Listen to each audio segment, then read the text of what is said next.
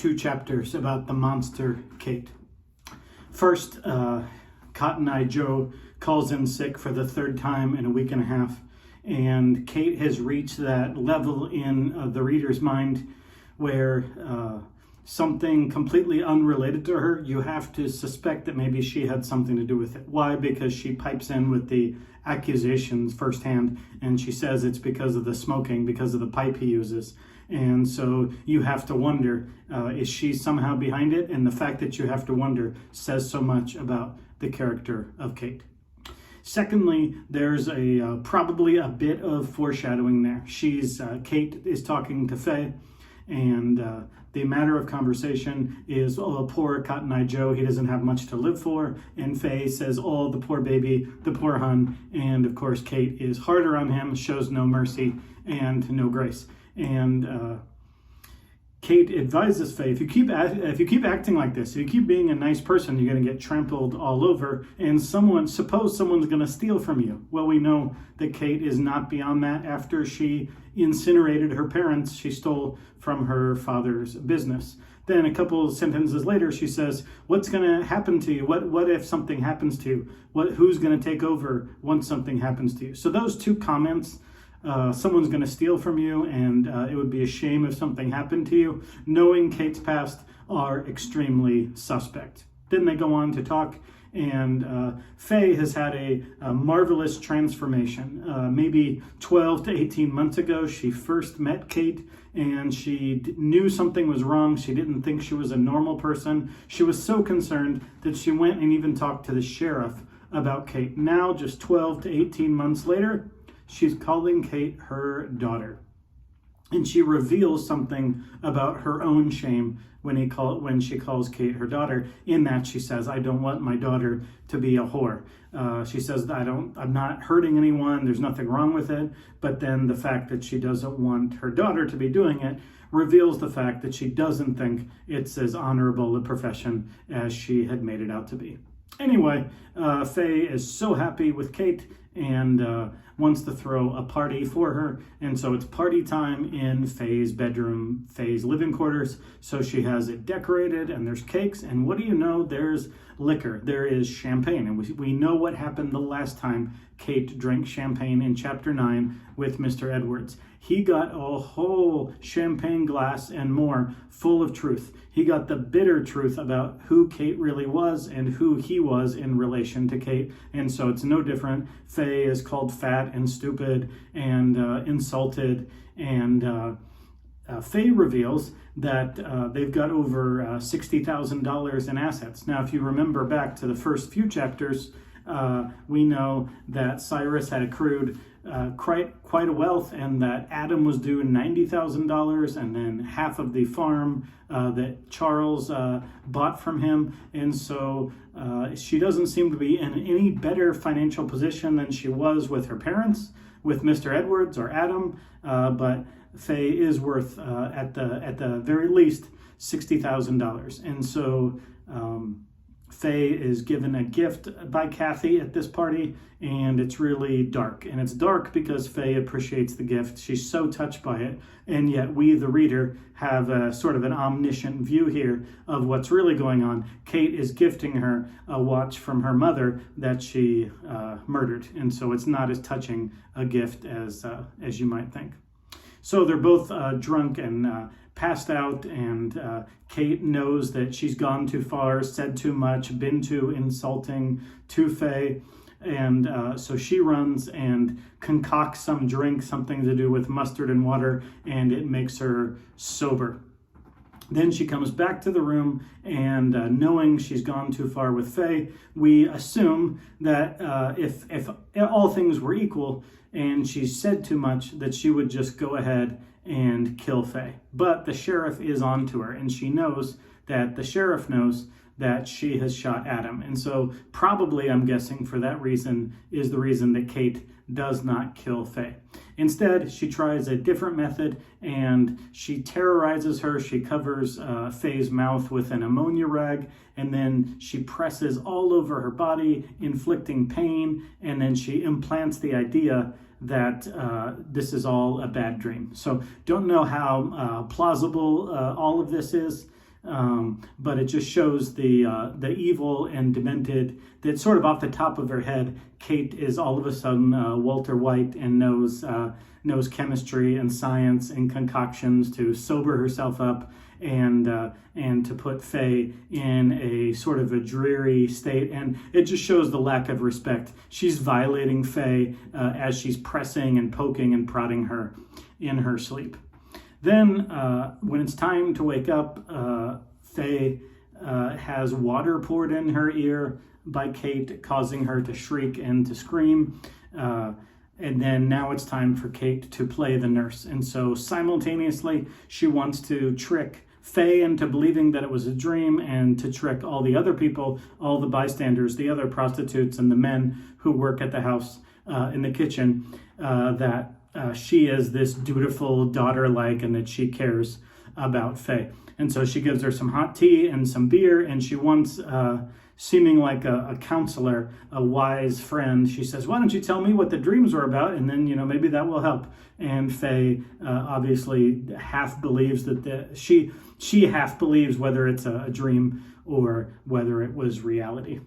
And so that ends that first chapter, and the next chapter, chapter 21, opens, and Steinbeck, or the narrator, says that one of Kate's great traits as a villain was that she was patient, that she never forced the issue, that she decided what she wanted to have done, and then she never talked about it, and she never forced the issue. She just patiently waited for her plan to execute. And Steinbeck, even in this second chapter, chapter 21, gives a lot of dates, and so we can see time stretching, and that he's right, that this is a elaborate trick over months.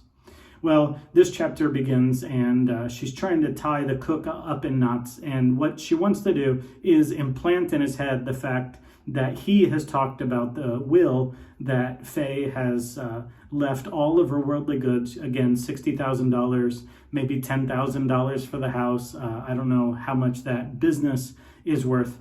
But anyway, at the very least $60,000, Kate wants this cook to believe that he's the one that told the other prostitutes about Faye's will, when in fact she's the one that put it in his head. We saw back in chapter 8 that Kate did this with her parents. When her Latin teacher, the failed seminarian, commits suicide, she puts an idea in their head, and the narrator says that the next day at school, everyone believed it, and that they all didn't think that Kate was the source of it. So she tricks the cook into believing that he is the source of the will being broadcast, because, of course, Kate doesn't want to look eager and like that she has anything to do with Faye's lack of health, and the connecting time between that will being written and, of course, her ill health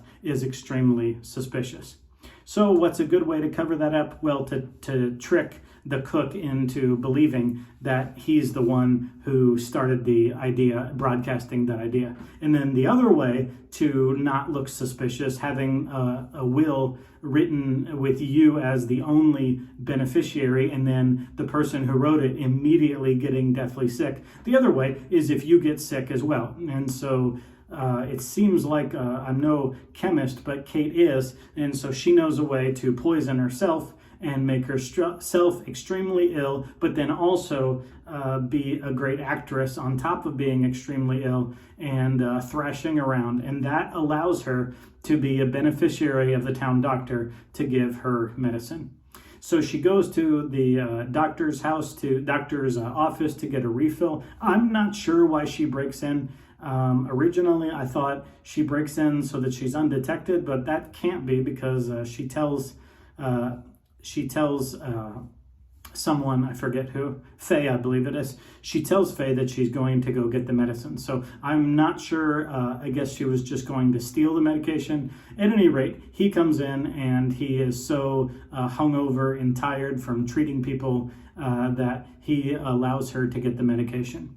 She gets the medication, and then she hides it in a sock and puts it down in a boot in her closet. And so she's hiding the medication that was prescribed for her fake illness that was half self-inflicted and half acted upon, and now she has a concoction of drugs wrapped up in a sock down in the foot of her boot. Now, meanwhile, Faye is fading away, and she feels terrible. It's fall, it's October, and Faye's doing terrible. But the business must go on. And so now Kate is in charge of the prostitutes, and she's taken a tone with them so as to not arouse any suspicion. And so she's not hard on them at all. Instead, she's giving gifts left and right and flattering them, and obviously patronizing them to get them to trust her as having only good motives, not being a selfish person, not being a mean person. If anything, Faye was a great madam, and now Kate is even nicer and more kind, and it's all working. So one day, Kate comes in to nurse Faye just like she does every day, and Faye has a test. It's a very sneaky test. She remembers back to the original night of her illness and when the champagne was brought out and what was being discussed. Well, two things were being discussed.